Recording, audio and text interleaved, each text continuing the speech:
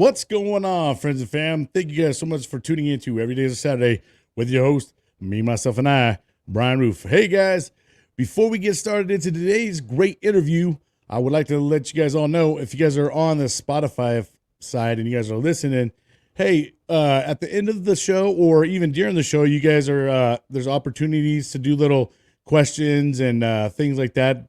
It's just a way to get involved with the show. So check that out on Spotify.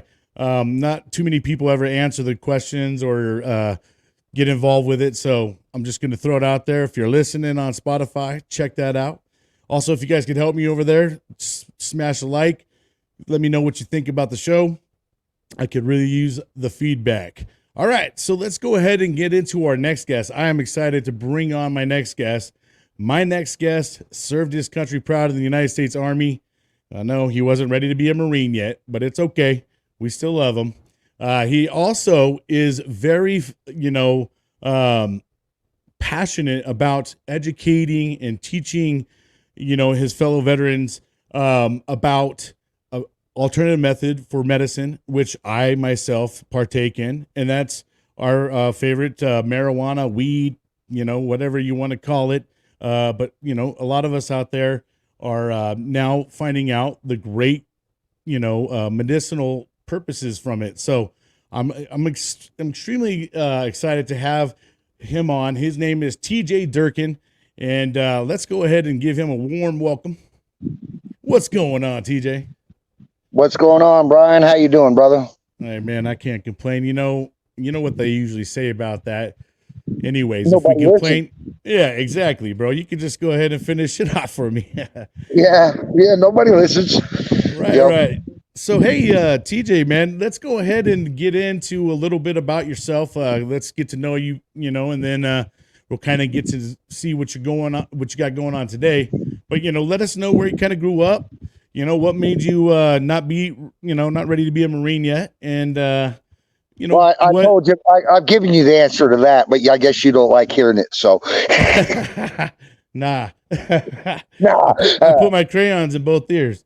I was born in Vermont, long time ago. I guess you could say I'm an old man. Lived there with my dad and my sister till I was 13 when my dad passed and I had to move to Corpus Christi, Texas. My mom's second husband was in the Navy and was stationed at NAS Corpus Christi. When I was 19, I moved back to Vermont. And at the age of 20, I first joined for the National Guard, but I went to basic and AIT, got back to National Guard, and 2 or 3 months after I got back to my unit, I was like, no, I want to go active. And so I changed it from National Guard to active.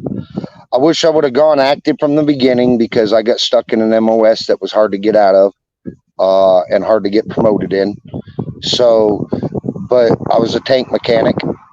I served I went into basic in 87 and I discharged from Fort Polk, Louisiana in 1993. From 88 to 91, I was stationed in Kerskowens, Germany, 3rd Armored Division, 503rd Support Battalion.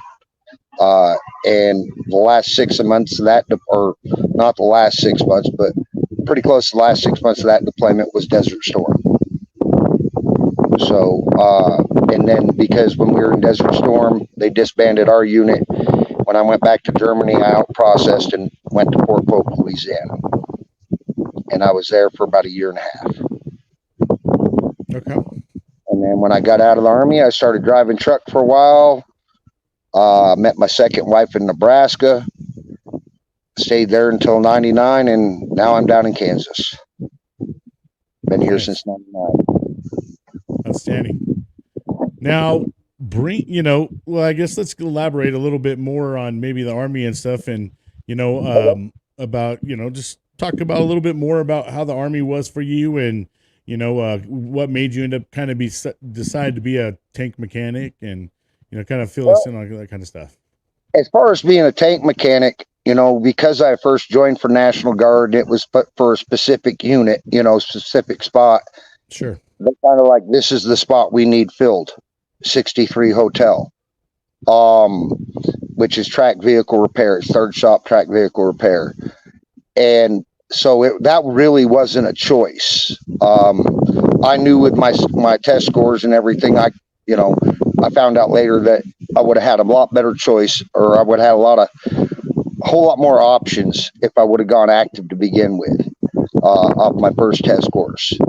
So, and off my second ones also, because when I went active, they made me take the ASVAB again. But I mean, it was all right. I mean, but I got to Germany, and I think it was November of 90 or of 88. Yeah, November of 88. And like a lot of soldiers over there, I ended up leaving a couple kids over there. But I still communicate with them, and I got a couple grandkids for my oldest son. And so I actually, where I was stationed at in Germany, it was the largest consolidated brigade in USER at the time. And it wasn't a very big base at all, but it had 2 cab battalions, 2 armored battalions, an artillery battalion, and a support battalion, and then a few different companies like MPs and missiles and stuff like that, attached there. Right. So, but I enjoyed it. I enjoyed my time in Germany. At the time, I liked drinking beer, and if you like drinking beer, Germany's one best place in the world to go. Yeah, right. Yeah. They got some excellent beer over there. I will say that. Matter of fact, a few years back, my oldest son came over from Germany to see me, and when he did, he brought me a rack of beer, which was awful nice of him. Rack of some good German beer. Wow, nice. Yeah, that German beer is really good. Yes, and some of it's pretty heavy. It is, but and some of it, I mean, but man, it's good beer. It really is. Yeah, I mean, I got the opportunity to drink it, and I know we got stuck in Frankfurt, and we tapped them out of their darker beer, and it wasn't cold. It was just like lukewarm, and just, oh man, it was so good. Yeah, well, you must have gone to it. You must have gone to a bar that was strictly Germans, because when I was over there, 88 to 91, most of the bars over there, if there was, soldiers that went there, American soldiers that went there, they usually kept their beer cold, and then like the Germans that would go there, they kept some off to the side that weren't cold. Well, I'll tell you this, we were unexpected guests, because it was on our way out to the Middle East, and then we had malfunction in the landing gear, so they had to put us up in a hotel. Well, we all found our way down to that bar, you know what I mean? So, yeah, and then we all drank whatever the darker beer was, but it was so good. Well, while I was stationed in Germany, though, I was basically there for 36 months, or basically attached that, or in that unit for 36 months. Like I said, 6 months of that was Desert Storm. Day after Christmas of 90 until May of 91 is when I left Saudi, left the port. But out of the 30 months I was there, I spent 23 of them in the field. I was attached, even though I was my unit was a support battalion, I was attached to a cab battalion, and their commander, their battalion commander, pretty much like keeping his guys in the field, it seemed like, because they were always going and doing something, and every time they had to go, we had to go. So out of 30 months there, I spent 23 of them in the field, Grafenwehr, Hohenfels, and then a lot of stuff like Reforgers, Golden Lions, and stuff like that. Wow. But, and like all of us, met some great people through the way, brothers for life, met a few brothers for life, and a few of them I still talk to. Had a couple that I was stationed with in Germany, and then when I got sent to Fort Polk, had a few of them that I was stationed with over there. They got sent to Fort Polk also. So it's like there's a few people that I got to, both of my duty stations got be there with them. Got it. Nice. And so now when you got yourself out of the military, you found yourself driving trucks, you said? Yeah. Yeah, I got out in May of '93, and back then, um, because all the driving experience I had was basically all military. I was also a recovery specialist, so I had to be licensed for almost everything that was on our post. The only thing I wasn't licensed for was the hets. So in March of '94, I went to truck driving school, and then spent the next 6 years driving. Nice. Yeah, I loved it. I always felt I was paid tourist because I got to see some fantastic scenery. There's only one continental state that I haven't been in, that I haven't seen, and that's Montana. Wow. But yeah, I've seen 47 of the 48 lower. So That's awesome. So yeah, you were a long haul then, I guess, long haul driver. Yeah, yeah. Well, when I first started, I was out for 2 to 3 months at a time. Oh, yeah. Just bouncing from here to there. But the first company I drove for, I didn't get a whole lot of miles. And as a truck driver, you get paid by the mile, and if your truck ain't moving, you're not making any money. So about 4 or 5 months of that, and I found a company that said they'd give me a whole lot more miles, and boy, did they! They gave me all I wanted, and sometimes, and then some. But, right. I had a period of time where I was basically living in Nebraska. I'd go from Nebraska to Pennsylvania, Pennsylvania to LA, LA up to Chicago, Chicago back to Nebraska. Damn. And that was about 10, 11-day trip. Wow. So what kind of stuff would you typically hauling? When I was in Nebraska, we mainly hauled for All-Rida French fries, and they also had another company under the All-Rida brand called Americold, and Americold is freezer type warehouses, and or refrigerated warehouses, I guess you could call them. And so we hauled a lot out of the to and from them, hauled a lot of stuff. I had a refrigerated trailer, so basically I went everywhere. I've been to grocery warehouses and all that stuff, hauled meat, hauled about everything. Nice. Now, have you ever gone to, like, I've seen some pretty crazy locations, like underground tunnels and stuff like that, that, they have like, there was like a whole city somewhere dang near, where people have stuff delivered. Now, you ever go on anything crazy like that? Now, in Missouri, there is a place, and they do, not only do they do dry, but they also do refrigerated warehousing, but it's an underground warehouse. I mean, it's all old caves and stuff that they've sealed up and made into, but yeah, I've been in there once. Wow. And that was probably around 94, 95, somewhere in that area. So it's been a long time.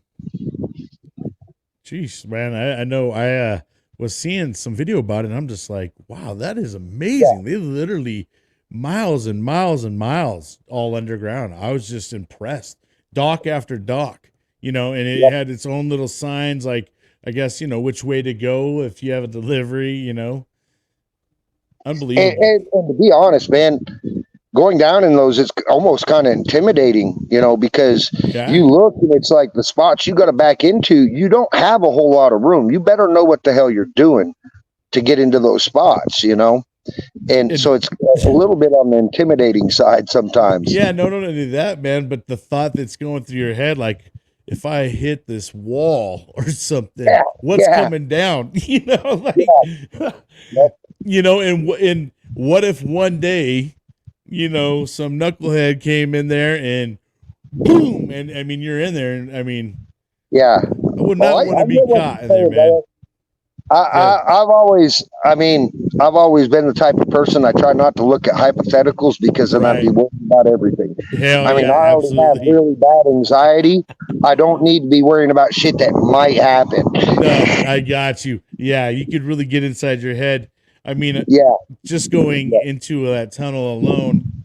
But I mean, obviously it's been there for a long time and the engineering is amazing, but I was just so impressed with how well it was put together. but that's pretty cool that you guys get to see that kind of stuff as truck drivers.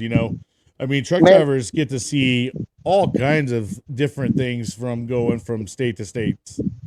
when I first started driving, right after I got out of driving school, the first company I drove for, their policy was because I was a new driver, I had to go with a driver trainer for a couple weeks. It was 2 weeks, and what really got me addicted to it is it'd probably been about 8-9 days that we had been out, and we were going down I-15 out of Utah into we were headed towards LA, and we were going through a part. There's just a short part of I-15 that goes through Arizona, right through the top western corner of Arizona, and I think it's called like the Three Nuns or the Three Sisters or something like that.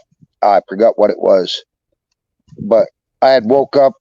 I was supposed to start driving at 6. I woke up about 5:45.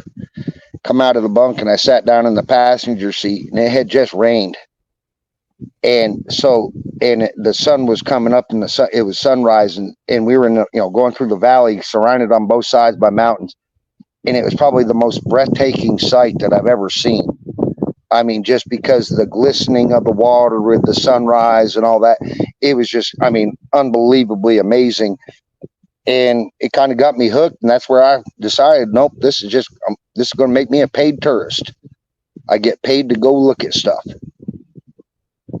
So I really enjoyed that.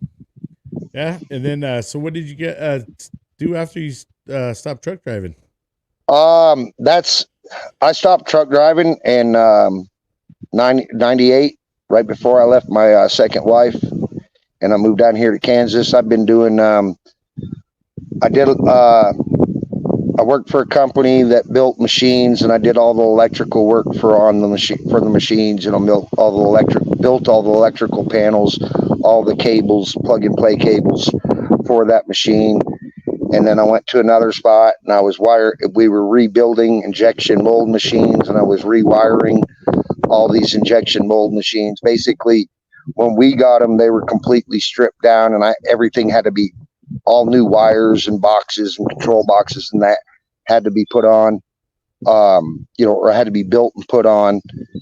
And then I worked for Amazon for a while, driving forklift. And then from 2011 to 2018, when I stopped working, I was doing concrete, which when I was a kid, my dad did concrete, and he always told me to stay the hell away from it because it'll make an old man out of you fast. And by God, I should have listened. Yeah, I mean, my dad was a masonry. He built block walls, and so we dealt with a lot with concrete. But I learned fast because he used to take me to work when I was little, and he made me work, man. And I think he had a purpose in that. Like, son, this is not the job you're going to want to do. Stay your ass in school and, stay the course, my boy. My dad did the same to me when I was like 12 and 13 years old, trying to teach me this is not something you want to get into. You know how to do it, but it's not something you want to get into.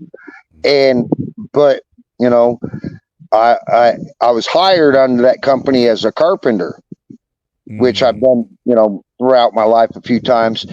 I was hired as a carpenter, and then it's like, oh no, yeah, you got a title of a carpenter, but you do everything. You'll finish concrete and tie rebar, and it took me a couple of years, and I became lead, and then became foreman, type of thing.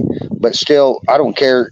Even our boss, the guy that owned the company, got out there and he worked. So it's like all hands on deck.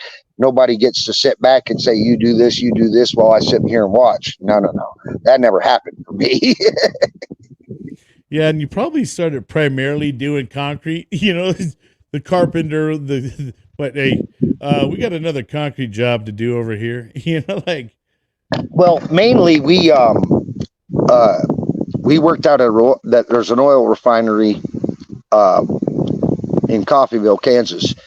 And we did probably 90-95% of our work in there.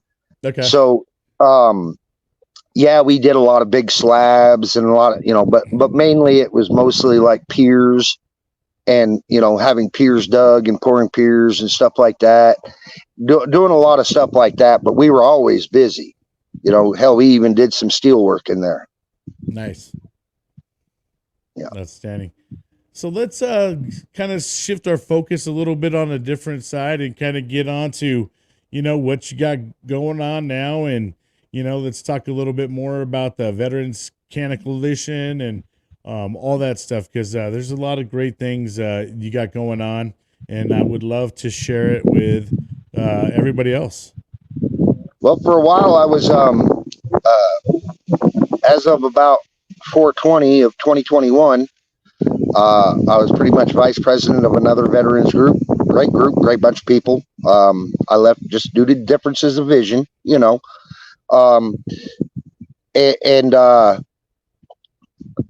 I left about a month or so back, and I've started the Veterans Canna Coalition. And what we're all about is helping vets grow their own medicine. And when I say medicine, I mean cannabis. I can't take opioids. If I do, I have to take I have to take anti-nausea medicine to be able to take opioids, because one Darvocet and I'm sick for hours. So I don't, and plus I don't like the way the opioids make me feel. So cannabis has been my medicine for a long time. I have problems with headaches and migraines, as a lot of Desert Storm veterans have. I have those also. And of course I have my PTSD and, my other issues. And I prefer to use cannabis, and my VA doctor knows that, and, and he's really good about it, and he hasn't given me any issues or anything like that about it. But our mission in the Veterans Canna Coalition is to help veterans grow their own clean medicine, because anybody that's buying it from a dispensary, you don't know how they grow it, how it was grown, man. You don't know if they used chemicals to help it grow or whatever. What we want to preach is nice, clean, medicine. If you use any nutrients at all, use very minimal nutrients. I myself, I like using the living soil method. And it just makes your medicine taste a whole lot better. And also, one thing that we want to provide is not only how to grow, but what to grow. Is helping you find the cannabinoids and the terpenes that help with the issues you have. Now, I watched a short video on it this morning, and I kind of already knew most of what I saw in this video, but everybody has an endocannabinoid system, okay, in their body. And everybody's endocannabinoid system is like their fingerprints. There's no two exactly the same, just like there's no two people exactly the same.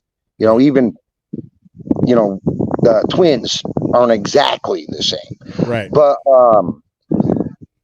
they, the endocannabinoid system. So sometimes you gotta have a little bit broader of a outlook, I guess, when you're trying to find out what you're needing. Because sometimes say somebody has the same symptoms as me that they're trying to treat. What works for me may not work for them, and vice versa. Okay. Right. Because of the endocannabinoid system. So we just try to give education on, okay, a good starting point on to find what really works for you, because you're not going to really know until you try it. It's just like any pill that the VA gives you. You don't know it's going to work until you start using it. They can tell you it's gonna, but you're not for sure. So we try to provide that education also. Another thing that we try to provide is the brotherhood, the camaraderie. We're all about helping each other. Vets helping veterans. Everybody that's a vet knows it's a pain in the ass to get the government, the VA, whoever to help you. So for us, it's all about veterans helping veterans. Taking care of our brothers and sisters. Doing our buddy checks, and just making sure we're all right. Because you know, not only is 22 a day too many, one a day is too many, you know, and we need to, oop, there you go. Okay. We need to, you know, and we need to help each other out, man, because I can speak from personal experience. I've been down that rabbit hole. I've been in that dark place. Yep. I know what it means to have a vet reach out and talk, you know, and say, hey, and talk to me and listen, you know, and convince me how to get on the, or and show me how to get on the right track. And ever since then, that's what I've been all about is helping other vets, because I know what it means to have a veteran there to help me, you know, to help out basically. Yes, that's the group. That's the Veterans Canna Coalition. Yes, and I know that some people are going to say that we're missing one, the Space Force, but do they really count? You know, you know, it's kind of crazy about that situation actually is my cousin, he's actually it's like third cousin. Yeah, he actually is in the Space Force. He was in the Air Force. He was in the Air Force, and they actually had him change over to Space Force.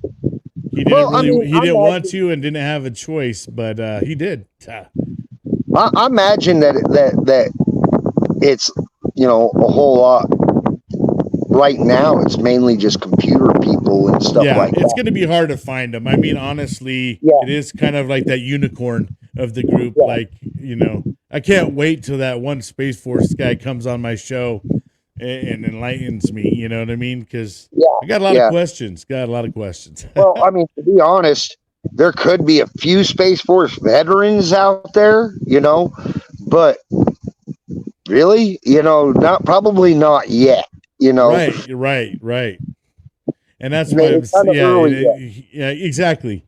That's what I'm saying. Because they were formed 4 years ago, maybe by now. Actually, I think it was 2017, 2018. Yeah, so we're like 6-7 years ago. Okay, 7 years. Yeah, so I mean, I could imagine if there was some people that were already in the Air Force. And they're like, hey, we're pushing you over. We need some high-ranking guys in here. And they were kind of on the last 3-4 years. Yeah, there might be some veterans out there. But, like, you know, I think, like you said, man, it's like kind of like that unicorn thing where it's like, you know, where are they at? They're mythical right now. Well, I mean, you know, us Army guys, we actually think there should only be 4 symbols because the Marines are just a part of the Navy. Oh, wow. That's going to come from ain't ready to be a Marine yet, man. I mean, all right. Okay. Jeez, let me eat a crayon after that one, man. Like, I got to recover. I mean, like I said, I told you why I couldn't join. Yeah, let me relax here. I need a second. What's your favorite color? Yeah. Green, you know, it does hit different, you know. Man, I'll have to send it to you if I can find it.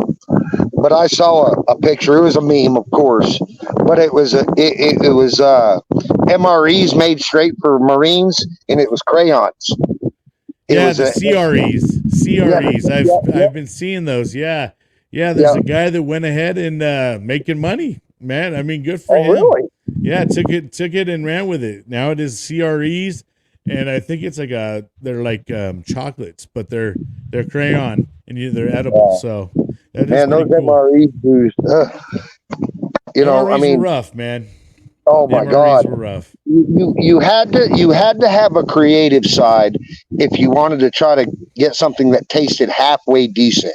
You had to do mixtures. Oh, we definitely got creative, like, you know, with the hot cocoa mix and some peanut butter, you know, kind of make like a little bit of and then spread that on stuff. Like we had pound cakes, and of course we had a trade with each other, you know. Well, when I was during Desert Storm, while we were over there in the sand, we found that, you know, those old pot-belly diesel stoves that they had. I don't know if they had them when, I think you're a few years after I was, but we had the old pot-belly diesel stoves.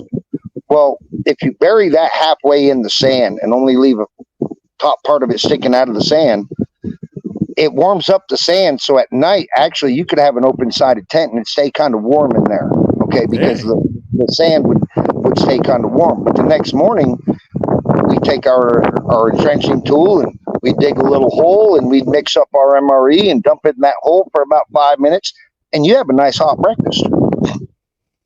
Yeah.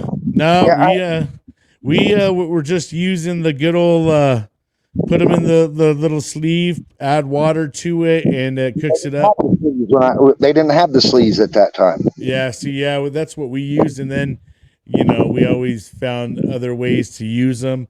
They started putting the Tabasco sauce, so we get Tabasco sauce sometimes in some of the bags, the little bottle. Well, they would put just a little bit of water in there and then pour a whole bunch of Tabasco sauce, shake it up, throw it in someone's hooch, zip it up, and basically it's like CS gas.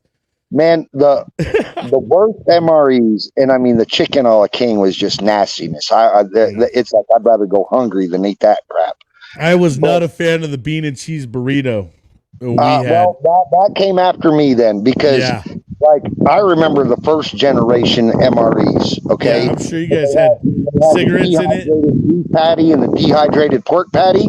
Did you guys have cigarettes in your guys' MREs, or were they already past that point? Those weren't MREs. Those were in the C rations back then. Rations, okay. But as far as the MREs go, even the first generation, some of them had the Tabasco sauce in them. But luckily, being a tank mechanic, I drove a shop truck. And like when we went over to Desert Storm, we had taken a Coleman stove with us. Well, you take your little canteen cup, put a thing of ramen noodles and that dehydrated beef or dehydrated pork patty in there, a little bit of water, cook that up, and then take your cheese packet, squeeze in there, and man, you have beefy mac and cheese. Yeah. So you had to get creative. Damn right, man. Definitely had to get creative. MREs were rough, especially for span of time. Yeah. But yeah, let's go ahead and get right back into the cannon world. Yeah, go ahead. Sidetrack there. No, man, it's all good. With the group, we're trying. Not only are we trying to teach vets how to grow, but for the low-income vets out there, and we all know there's a lot of them, still fighting with the VA, and we try to get them everything they need to grow. Seeds, equipment. If they're in a legal state, we'll get them some equipment. We'll get them what they need to grow. What they need to grow. And with the people that we have in the group already, and right now we're just starting off. Like I said, we're only a couple weeks old right now. But with the people, I made sure that we got some people in the group that know what the hell they're doing when it comes to growing, and that are willing to teach others. And we've got a moderator admin board that we're all for all of us, our hearts all at the same place, where it's all about helping our brothers and sisters. We don't want no notoriety. We don't want anything for it. We just want the good feeling that washes over us when we help a brother or sister out. And that's what we do this for, Yeah, love it. So it's we want our brothers and sisters to be able to have the best medicine they can get. And growing your own, making sure it's nice and clean, because what you put into that plant is eventually going to end up into you. Okay, because like cannabis, if you spray it with an oil, it will retain that oil and it won't try to produce its own. It'll use what oil you spray on it. And that's basically kind of a overview. Imagine there's a whole lot more to it with a lot more technical stuff to it, but that's kind of an overview. You don't want to really spray that plant with oils, because it won't produce as much of its own oils, which is what you want. But yeah, like I said, we got the people to do it. Eventually, we want to get to the point where we're just helping vets, period, not just with cannabis. Okay. Eventually, we will have our 501c. And we're going to do all sorts of programs to help vets. I'd like to mention some, but we've decided to keep them secrets until they're ready to reveal, but we have some pretty good ideas coming that are really going to help the vets. And you know, and we're proud of that. You know, because we want to help. We don't want to help just one. We want to help as many as possible. You know, they're our brothers and sisters, whether I know them or not. They're still my brothers and sisters in arms. And we all took that oath, and I imagine most of us still live by that oath, whether we're out or still in. We still live by that oath. You know, and when I got out for a long time, it always felt like I was missing something, but I couldn't put my finger on what it was. And then a few years back, I started joined a couple veteran cannabis groups and started getting on group calls with them, and realized it was that brotherhood, that camaraderie. You can't find that with civilian people. If you can, it's really, really hard, but they'll never totally understand, understand what vets are really about, Um, but it's that brotherhood, that camaraderie that just, oh man, that's what I was missing. Being able to talk shit and put my arm around the guy, and at the same time, and say, hey man, we're brothers, and that's what it's all about, is just being our brothers and sisters. We're trying to build a community, not necessarily a group. We want a community full of vets that want to help each other, that just want to take care of each other, look out for each other. Our logo, our motto is: together we stand, we learn, we grow. Together, it's all. By that, I want to say, all vets. We stand together, and we stand for each other. We learn how to grow. We learn about each other. We learn about ourselves. We learn about the natural medicines. Okay, and we grow. Not only do we grow the cannabis, but we grow as individuals. We grow as a group in a community, and we grow together.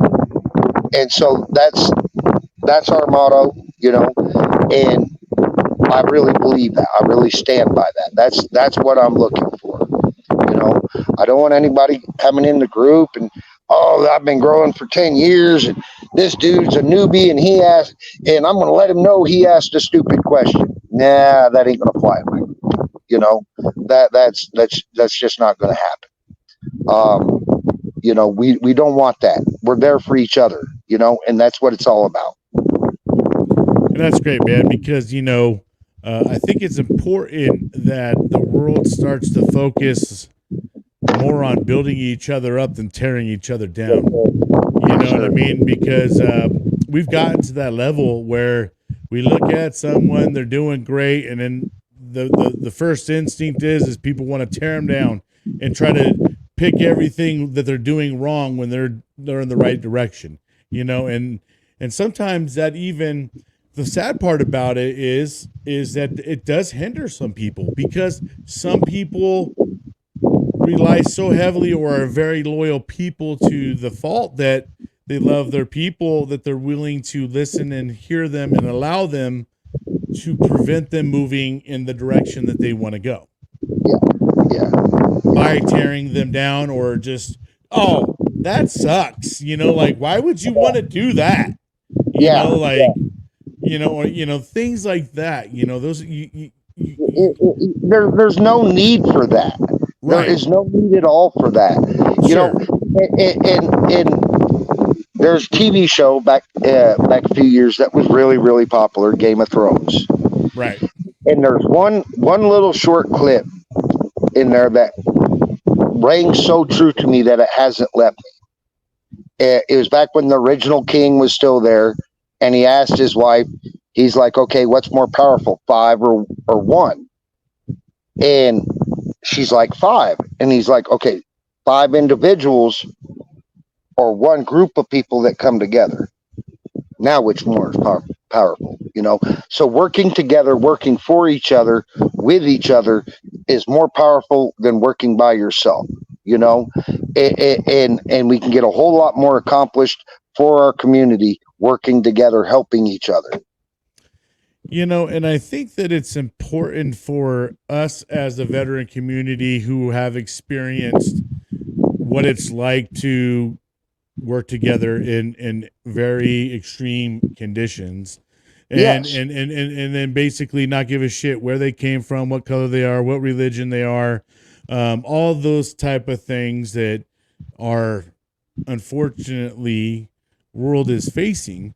I think that it's important for us as the veteran community to show everybody, hey, this is how it is, and we're going to lead by example, and we all could get along. We could all, show how powerful it is to become a unit versus, a one-man machine or something to that effect. Yeah.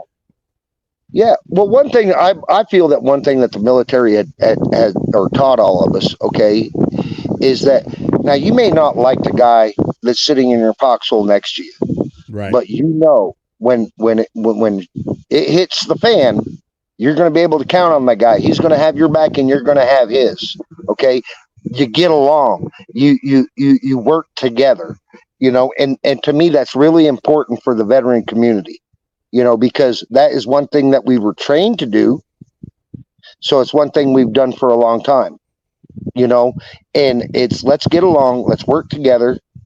And I know sometimes I'm not the most pleasant a person to get along with, okay? But I try my best, Right. But we each have to be ourselves. But, all I'm saying is instead of busting on each other, let's reach that hand out and help them up. If you're going to instead of laughing at a guy because you don't know how to grow because you've been growing for 10 years, instead of laughing at him, reach your hand out and say, hey, brother, let me show you the right way to, let me show you how I do it. I'm not going to say the right way. I'll just say, let me show you how I do it and how I have success.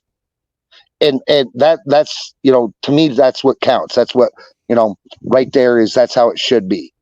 Yeah. And I know from firsthand is that, you could be a grower on a budget, you know what I mean? And just got some soil, a bean and a pot, you know what I mean? And you water it and you make that thing grow as great as you can.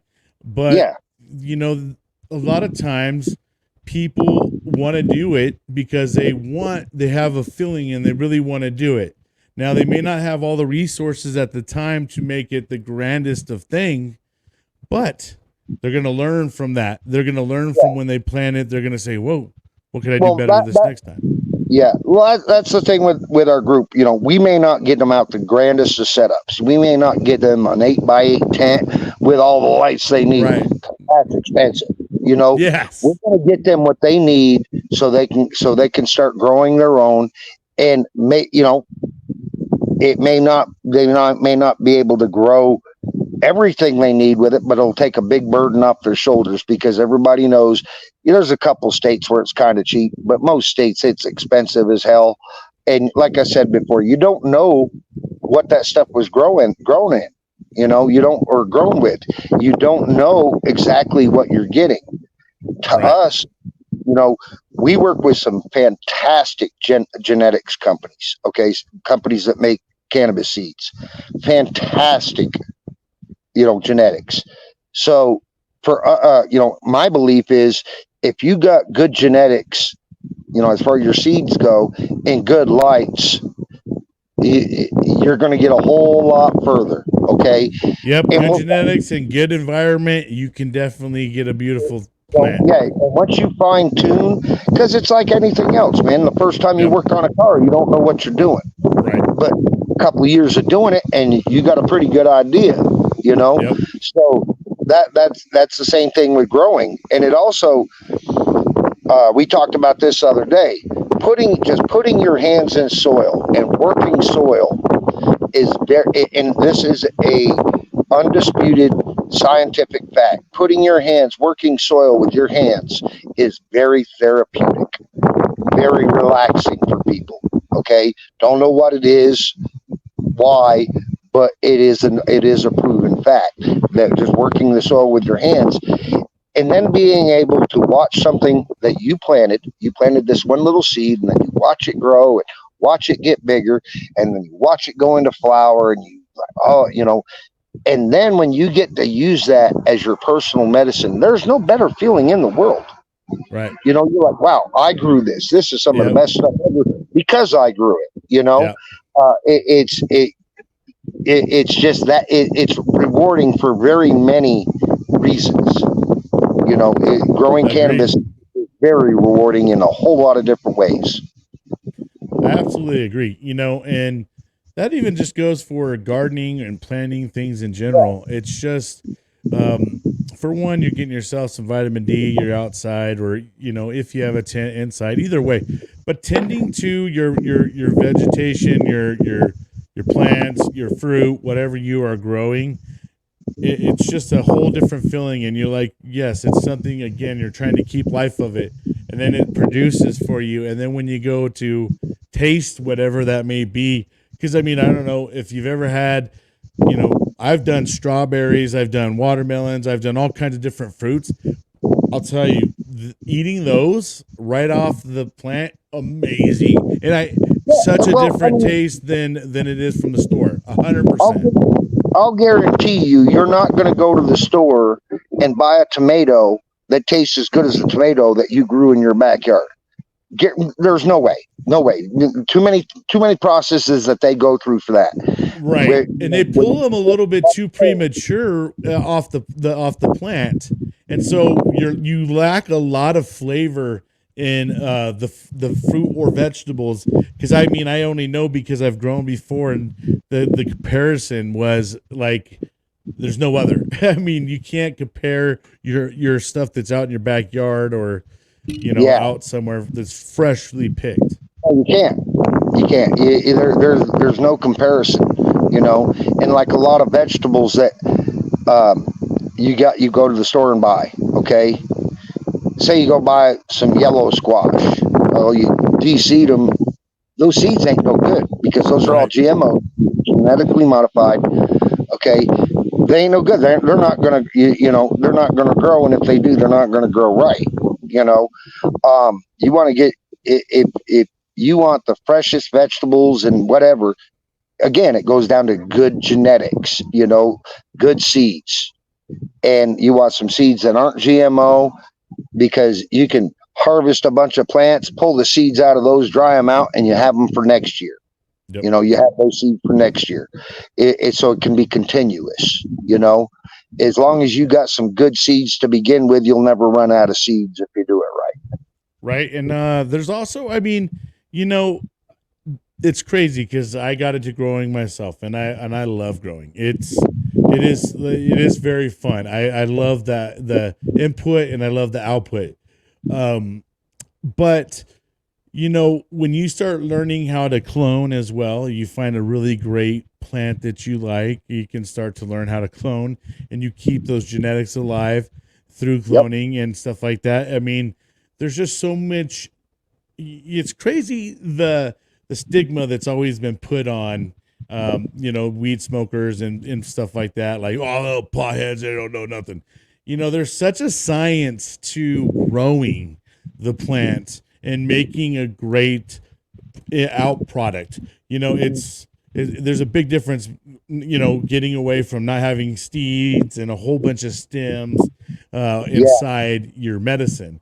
Know what I mean? It's there's like I said, being in that other group, and I've been doing this for about 2.5, 3 years now. Okay.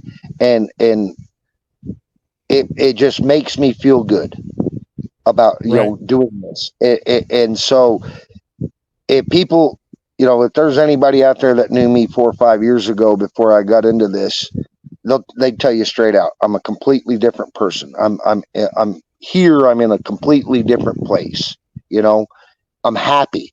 I enjoy life because of what I'm doing. But yeah, like you were saying, good seeds and stuff like that, and you're always good, and we're not only going to push that, we're going to push, hey, grow. We all know most vets aren't the healthiest eaters, because look at some of the crap that we ate while we were in the military, unless you're paying dearly for that now. Huh? I said I'm paying dearly for, the bad eating habits now. Well, it's funny because, man, during my service, I was usually about 165 to 175 pounds. The heaviest I think I got up to while I was in the Army was like 180. Yeah. Man, back in March, I was at 257. Yeah, I'm not the healthiest of eaters, but then again, my body's kind of broke down and I can't move around a whole lot. So it is what it is. But Right. I have been losing weight here lately. So I'm hoping that trend keeps going. But yeah, man, it's all about, healthy natural medicines in the group. And let me give a quick explanation about the group for anybody watching out there that wants to join. And we welcome you, whether you're into cannabis or not. We welcome you. We're gonna get seeds for vegetables and fruits and stuff like that. Like I said, we're just starting. But for any vet that wants to join, it's a Facebook group. Go on to Facebook, look for Veterans Canna Coalition, and hit join. A moderator will reach out to you. Please answer the questions. A moderator will reach out to you, get your proof of service. And we do this because that way everybody in the group we know is a vet, and we don't have any civilians in there trying to get in on what we're doing. We're doing things for the vets. Helping civilians, I'd love to, but it's not my priority right now. Okay. My priority is helping my brothers and sisters. I guess, as they say, charity starts at home. My home is the veterans, Right. So, but somebody reach out to you for proof of service, a VA ID, a state driver's license that says veteran on it is fine. Please cover up all ID numbers and stuff like that. Last resort, we'll take a DD 214, but we know those are personal, man. We don't, but all we want to see is a name and where the government has says that you're a veteran, and we'll let you in. Okay. And yes, your names must match and stuff like that. No, please don't try to use somebody else's ID just to try to get in the group. But that's on Facebook. But we're also on Instagram, Discord, and TikTok. And any events that we'll be having, we'll put on those. The Instagram, TikTok, and Discord, that's for everybody. That's not just for the vets. The Facebook group is for the vets only. It's easier for us to do it that way there, and because a lot of vets, starting up this group, I've had a lot of, and I've reached out to some of the vets that have requested to join, and they've asked, well, do you let civilians in your group? No, we do not, because there's vets out there that know that with civilians, sometimes there's a better chance of some drama or some bull crap happening, and we just try to keep that out of there. Like I said, we're all about helping each other. Man, that's what we need. That's exactly what the community needs. We need more, veterans out there helping veterans, because it's important. I think that everybody wants to always say, VA this, VA that, but at some point in time, we just got to police our own and make there more opportunities in more communities for veterans to feel like they could join something. And that's kind of the great thing. And that's kind of one of the biggest things that the podcast is trying to shed light on all the different opportunities out there. Yeah, you may not like this, but there might be this. There may not like this, but there's this. We want to show the community, hey, there's a place for everybody. Come back, let's get connected. Those kind of things. Not only that, as everybody knows on the internet today, there's a lot of bull crap happening. Yep. A lot of drama, and we just like to think of ourselves as a safe space from that. Let's not allow that to happen in the group. Be a safe space where everybody can feel relaxed. And man, we do group calls where all members of the group can join. It's group video chat, and it just sit there and laugh or learn, because somebody might be starting their first grow and have a question. Well, they'll ask somebody a question, and then while that gets answered, everybody else is listening, so you're picking up knowledge and stuff like that at the same time. So we laugh, we learn. we help, we're there for each other. That's what it's all about, is being there for each other. I've met some wonderful people in the past 2.5 years. I mean, brothers and sisters that just unbelievable people. And of course, I've met my share of some that weren't the greatest either, but that's in all walks of life. You got it. That's to be expected. But man, it's when you allow yourself to open your eyes and see what's right there, and see and find something that makes you feel good as a person, and there ain't nothing better. Helping each other out, and being like, wow, this is great. Hey man, my buddy over here just had his first grow and top notch stuff, and and everything. You feel his joy because you helped him do that. Right. You're joyful because you helped him do that, and that's what it's all about. Yeah, man. Yep. I really appreciate it, TJ. Is there any last thing that you'd like to say to anybody out there before we get off? Like, I really appreciate you coming on and taking the opportunity to share experiences and talk about what you got going on, man. I'm also a member of the group, and definitely going to be there supporting and helping, and I love what you got going on. Well, I appreciate that.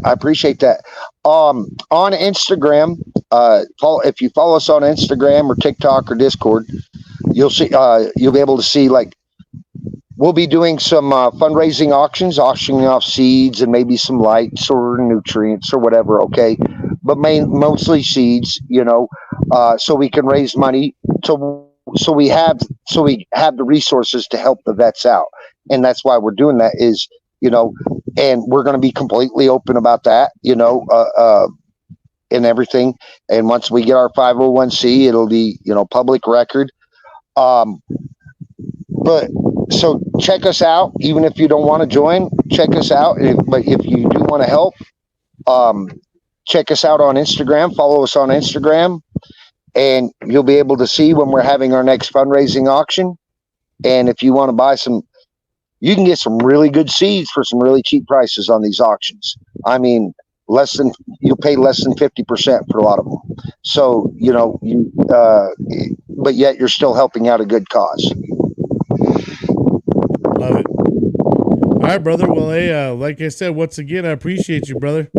And keep doing what you're doing, man. And we'll be staying in touch and probably have you on the show again later on. I know once you become a 501c, we'll start pushing out a lot more on that as well. So once again, I appreciate you, TJ. I appreciate you, brother. Appreciate it. All right. Have a good one, brother. All right, friends and fam. Well, that's going to wrap up another great interview. Like I said, hey, you guys go check out TJ over there, the Veterans Canna Coalition. If you guys are interested in that, it's a great alternative method for, veterans that use a lot of different pills. One thing that I've heard is, I think I've heard about as many as 16 different pills that some of our veterans are on. So that's a huge amount of pills that you're taking in your body, and your organs are sitting here having to digest. So having another alternative method, and sometimes our stomachs don't take well to some of these medicines as well. So having an alternative method, which is just as easy as having a seed, planting it and growing it and having your own fruit. I mean, go help these guys out. Let's get this mission across, and let's get our veterans a healthy way of medicating themselves. Well, like I said, each and every one of you, I can't appreciate you guys enough for watching the show, checking it out. Please share it with your family. Let's get all these stories out, because you know what? A lot of the people here don't seek any attention, but deserve every single ounce of it. So until next time.